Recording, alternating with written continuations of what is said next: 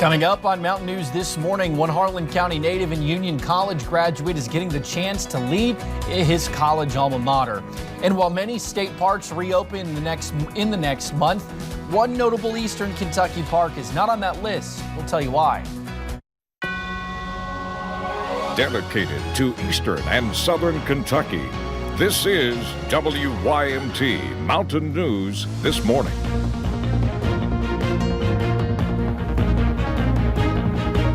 Good morning. Your time is 6:32 on this Thursday, May the 28th. I'm Will Puckett. Thank you for tuning in to Mountain News this morning. Some people could see rain today and some could see storms. Others could see stronger storms. Let's bring Brandon in as he gives us a breakdown of just what to expect and the timing of that stuff. Brandon, good morning.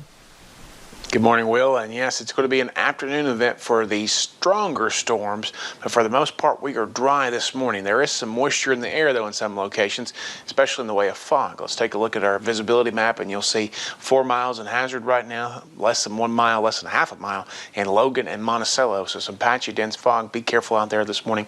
Temperatures pretty much in the low to mid 60s across most of the areas. Some warmer spots in the higher elevations there. Jackson, Irvin, Moorhead, and Huntington a little warmer than most of the rest of them, but everybody in the 60s this morning. Out the door forecast, we are going to see temperatures climb to right around 80 today, but scattered chances for rain will start to develop going later into the morning, and those storms will be around in the heat of the day this afternoon. I'll track the rest of them out coming out. We'll track the rest of it out coming up here in just a few minutes. Will? All righty, Brandon, thank you. Well, like many entertainment venues, the Appalachian Wireless Arena remains closed. Without events, the arena is having a hard time making money. But instead of looking at all the events the arena is losing, they are looking ahead. WYMT's Tommy Poole has more. The box office closed. We're canceling shows or we're postponing.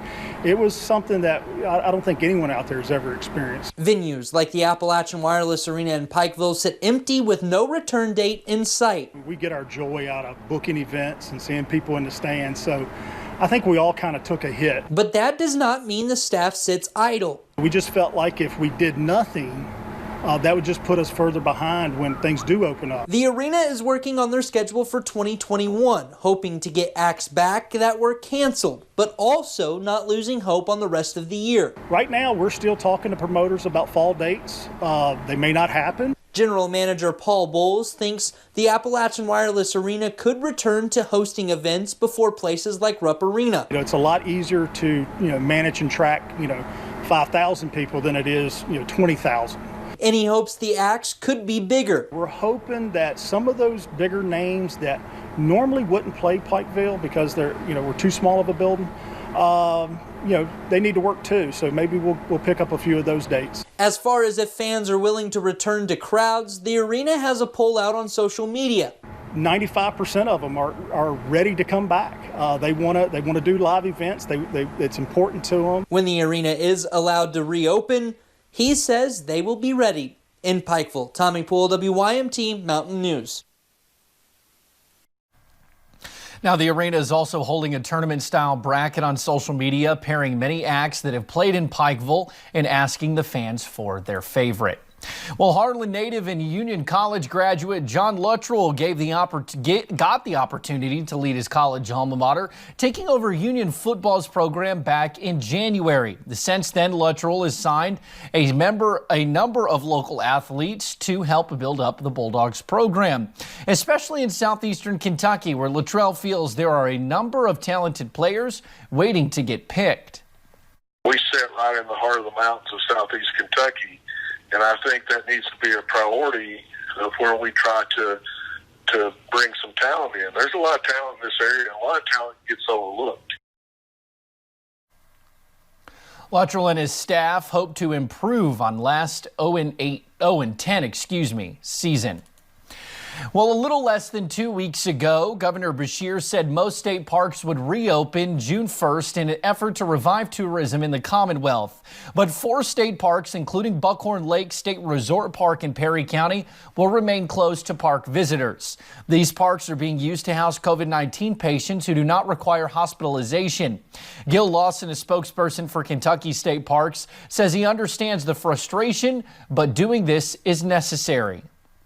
It's unfortunate, but everyone is making sacrifices, and State parks are located all around the state, so they've been able to be used for this. The areas closed include the beach, trails, shelters, and picnic areas. The marina is still open and accessible.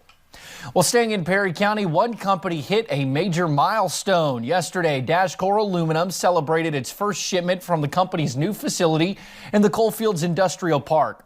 The company has created 22 new jobs in eastern Kentucky since we first brought you news of their arrival last year.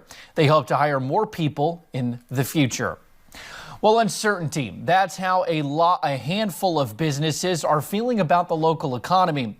Kentucky's unemployment claims are more than 600,000. Some business owners that closed their doors months ago are realizing that those doors will stay shut permanently. Others, though, who are opening their doors for the first time are seeing record-breaking business. WYMT's Connor James takes us to Laurel County, where exactly that is happening. Nestled along I-75, Laurel County's businesses sit in an ideal spot. But as COVID hit, the way businesses ran changed. Here at McQueen & Company Salon, their doors were only opened for days before closing again.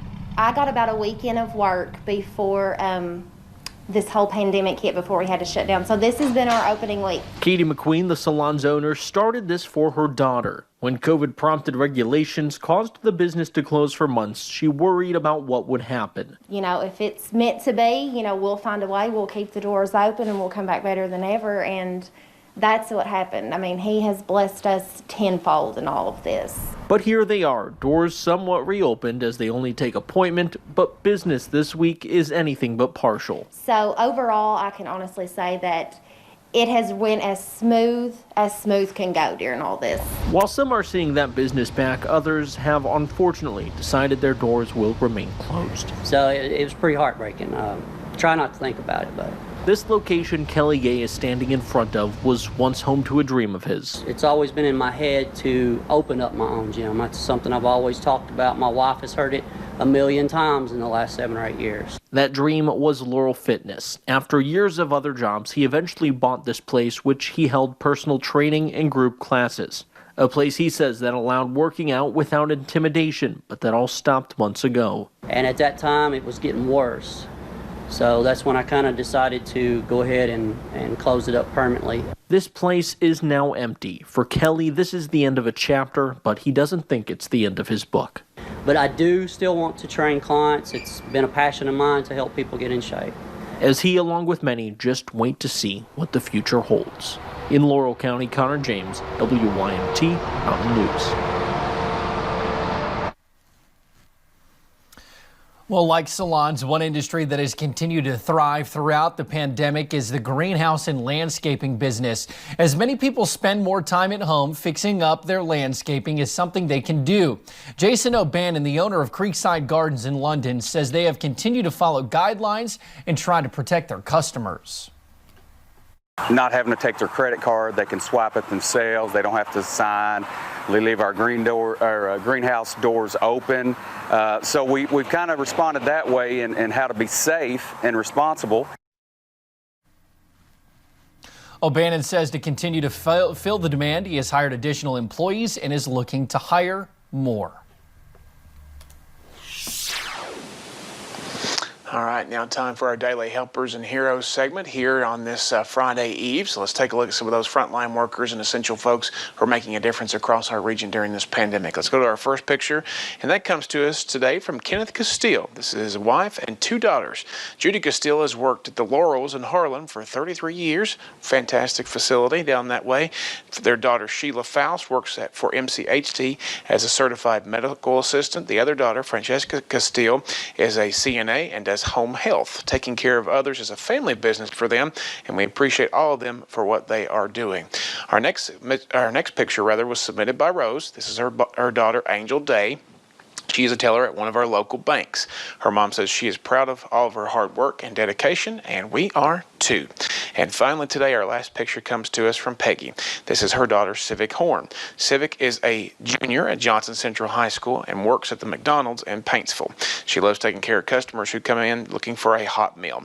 Thank you, Civic, for being a part of our community and helping others. Now, of course, daily. We're showing these daily. We hope to continue this for a little while longer, so keep sending those in. You can send them to us in one of 3 ways. You can go to WIMT.com, search for the Helpers and Heroes link. Right below the radar there, you can see the little tab that says Add Media. It's got the Helpers and Heroes icon around it. Do that. Or you can send them to me on my Facebook page, Brandon Robinson, WIMT. Will? All righty, Brandon, thank you, and thank you for joining us on Mountain News this morning. Coming up, a new report shows several defects that went unnoticed in the pipeline that exploded in Lincoln County last year, sparking further investigation.